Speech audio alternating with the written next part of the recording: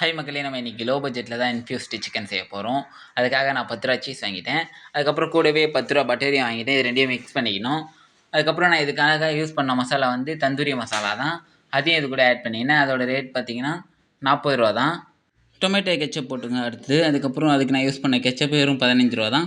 அதையும் கூட ஆட் பண்ணிவிட்டு கூட பெப்பர் போட்டுக்கினேன். அப்போ தான் கொஞ்சம் நல்லாயிருக்கும். இதை வந்து நல்லா மிக்ஸ் பண்ணி வச்சுக்கோங்க. இதை தான் நம்ம சிக்கன் உள்ள ஸ்டெப் பண்ண போகிறோம். இதுக்காக மெடிக்கலில் போனீங்கன்னா 10 ரூபா தான் இன்ஜெக்ஷன். இதை வாங்கிட்டு நம்ம நீரில் தண்ணி எடுத்து வச்சுட்டு அதுக்கப்புறம் சிக்கன் உள்ள இதை ஸ்டெப் பண்ணணும்.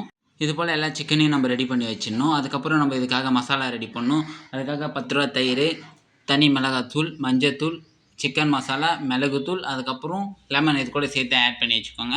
ஆட் பண்ணிட்டு நம்ம தான் இதை சிக்கன் மேலே தடவ போகிறோம்.